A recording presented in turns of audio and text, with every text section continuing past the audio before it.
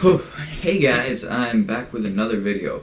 It's a review of the episode JSS, but it's a more in-depth review than my previous one. The previous one was more of a thoughts video. First thoughts, yeah. First off, we start out with Enid. Her name is dying backwards, I'd just like to point out. And then we see her eat a turtle. So Enid, Dine, eats a turtle. I don't know, that doesn't mean anything. Anyway,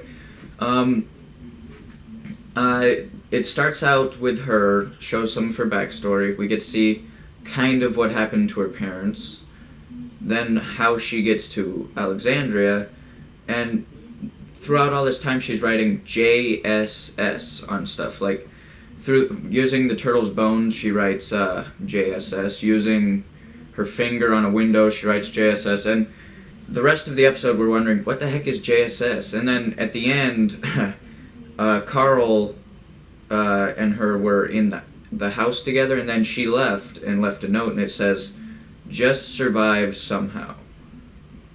Yeah. Or just somehow survive. It doesn't really matter which way it goes, I suppose, but that's what JSS is. And I was wondering for so long during the episode, was like, is that her initials? Like, her name is Enid, but I've never heard that name before, so maybe her real name is something JSS, I don't know. But no, it stands for something else, for sure. Then we get to see Carol hanging out with her friends, and they talk about cooking and stuff, which is that they seem very ladylike and all, you know, just chicks talking about food. But then one of them calls Carol a superhero because she can make food out of the stuff that she does. She can make really good food. And I think that kind of is fitting because she is a superhero in this. She wears a disguise. She's like undercover of some sort. And she walks around as this innocent sheep. This innocent little nothing. Like a nice old grandma, but underneath that, she's really this really tough, strong lady, and she really proves that she can be really bad arse in this episode. And this is the episode that really, this makes Carol one of the best characters, but then at the same time, it sort of makes one character that I thought was going to be a good character, it makes him even worse than I thought he would be. Like, there was this one point where he's surrounded by these creeps. They're the wolves, the guys with the W on their forehead, yeah. That's what the W stands for, wolves, which I got wrong in my first video, but forget that. Yeah, and he's surrounded by them. They don't have any guns or anything. He beats them up, but instead of like killing them or anything, because he's some sort of pacifist now, he refuses to kill or any human being. He just tells them that they have guns at this place. You should leave. Go! And then as the guys go, one of them picks up a gun, so now they're armed and they're out there, all because Morgan can't stand up like a man and just take him out. I found that kind of bothersome. I really thought Morgan would be a good character, because, yeah. But no. Now, Morgan has his staff, Daryl has his crossbow, Rick has his revolver, but Carol, I suppose, it has her knives. She is definitely a knife killer. And in this episode, we see her use her knife like a ton of times. One is sort of a mercy killing where one of her friends are bleeding out and she's dying there, and she just takes her into her arms and stabs her behind the head. At first didn't notice that she stabbed her. I was like, I didn't even know that the girl was dying, but then I noticed there was blood everywhere once they pull out and show her stabbed. Anyway. And then what happens is she's in the house that Rick and all of them are staying at, and then one of the wolves guys just run up and start hacking someone outside with a machete. And specifically, it's one of the girls that she was talking to in the beginning, and she had this sort of funny, judgy moment where she was like, "You shouldn't smoke because it's bad for you," and then the lady's standing out there smoking very arrogantly and staring at Carol, and then the guy just walks up and slashes her. It's really horrifying, very fast-paced from that point on. Carol just grabs her guns, heads out there. And then she's going to the armory to protect the guns so that the wolves don't get to them. And on her way there, she runs into Morgan, who came back to save people, I suppose, because he was out helping Rick and all that. Now, we don't know what's going on with them yet. I guess that's for next episode. They're kind of split up right now, yeah. But, we see Morgan head to this town, and then the son of Deanna, the other son, I suppose he was in one episode before this. I didn't remember it. Someone else does. One of my subscribers. And Deanna's son is in a watchtower, and he can't shoot for crap. He's missing everything. And then he gets this truck. He sort of shoots the guy in the truck, and it smashes into the wall, causes his tower to be all messed up. So he gets out, and then Morgan comes and kills a zombie that was like causing trouble for the loser Deanna's son. And Morgan and him sort of have a little talk, and Morgan's like, are you gonna come with me? And the guy's just like, so he's like, you should stay here. I found that funny. Then Morgan heads off, and then he meets up with Carol after they both like stop a few people. And then Carol killed one guy and dressed up in his clothing. So she dresses up as a wolf, which I found it funny because earlier she was dressed up as like a sheep. Now she's a wolf. So she was a wolf in sheep's clothing before. Now she's a wolf in wolf's clothing.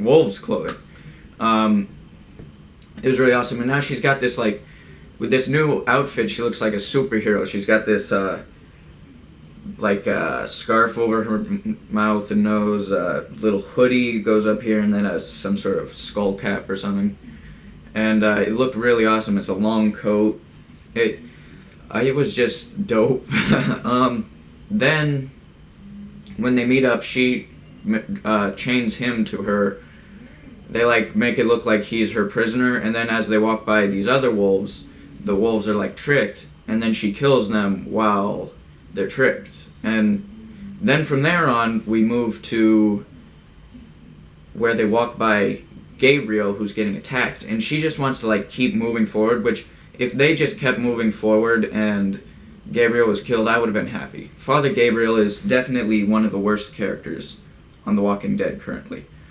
But, you know, maybe he'll get better, or maybe he'll be like the comics and he just phases out, sort of.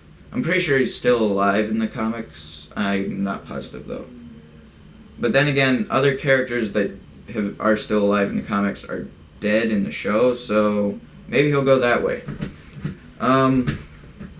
Okay, then we move from... Yeah, they see Father Gabriel, and Morgan stops and goes to save him. So Carol has to move forward to get to the armory by herself. Now, it's one guy attacking Father Gabriel, and Morgan knocks him out, sort of. And then he's tying him up. And then for the whole time, Carol is securing the gun area. She puts the girl with glasses on guard there, gives her a gun, takes some guns out so that she can hand it off to other people and stuff. That whole time, Morgan's just like tying this rope around a guy's hands when he could be stopping other people, he could be helping Carol. Instead, he's taking all this time to tie someone up. This is why Morgan is now a bad character. Anyway, now we move on from there. We've got Carol comes back towards Morgan and Gabriel and immediately just shoots the guy that Morgan was tying up, and then hands him and Gabriel a gun each. And then Gabriel's like, I don't know what to do with this, so I guess Gabriel doesn't use the gun, and Morgan refuses to use the gun because he won't kill anyone. So it's just Carol walking around killing these guys, because Carol is a good character and Morgan is not. So that's when Morgan sort of splits off and gets surrounded by those people and lets them go. And then at the there's one point where Carol's sort of just sitting there crying, and she's picked up the cigarettes from the girl who was dead on the ground, and she's just sitting there with the cigarettes. I'm not sure if she actually smokes or anything, but she looks at the side of the wall and there's an A there. I'm not sure what that's for. Maybe that's some sort of foreshadowing for something. Maybe that's some sort of symbol. Maybe that will come in later, or maybe I missed something. Maybe you guys can tell me about that. After we see the A, we move on from there. I believe that's when we're at the end of the episode, and Carl, throughout that whole time, was having a whole little thing where he's protecting the house and the baby. And then we had a different part with Ron and Jesse. Jesse is the friend of Rick's, and at one point she wanted to cut her teenage son's hair, and he's throwing a fuss because he hates Rick and he doesn't know why she likes him, and then he goes crying somewhere else, and then he comes back later. We see him doing something else. He seemed like an unneeded part. I hope that he dies soon. But then Jessie is she's a shining character here. She, when she stabs to death this lady that's attacking her, she is the most awesome character, ever, because of that. She is now further up on my list, close to Carol and Rick. As soon as she gets attacked by this wolf lady in her house, and they're fighting sort of up close, and she falls down. Jessie gets tossed on the ground, and the lady has her gun. So Jessie grabs a pair of scissors because she was cutting her hair, and gonna cut her son's hair. So she had it on the counter. And then she cuts the lady's chest open just by jumping on her and going jab, jab, jab, jab. Goes crazy, kills her dead, and then does a final stab to the head. And her son's watching. Her teenage son comes up and watches, and he seems judgy about it. What have you done? I don't know. He seemed like that to me. Maybe he wasn't. But through all that, I think that what we've learned this episode is that Carol is the extreme kill-it-all great person that is just really the best character in that episode. And then we get to see Morgan, who is, because he's so pious and you can't kill people, this is wrong and stuff like that, he seems to be more like a bad character now. He's like the extreme don't kill, and she's the extreme kill. So that's pretty interesting. I thought that they had both sides there, kind of. And then at the end, they sort of walk down each other's paths, and he's sort of judging, looking at her, and she doesn't really look like she looked at him or anything. She was walking straight. But I thought that was pretty cool.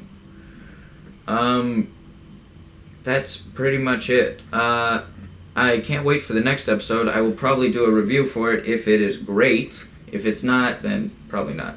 Look forward to some of my action figure reviews, which is mainly what I do. And my account just started, so if you could subscribe, like, and comment to sort of help build up my YouTube account, that would be great. And also, if I missed anything in this revised episode, how about you leave it in the comments, tell me what sort of idiot I am, or just correct me, because corrections are not putting me down. It's not a troll to say you got this wrong. And if I missed a fact, if it's something that's important, please make sure to, let me know. Anyway, make sure not to eat any Ninja Turtles out there. Enid definitely did. Make sure to like, comment, and subscribe. And that's all I have to say, guys. See you in the next episode.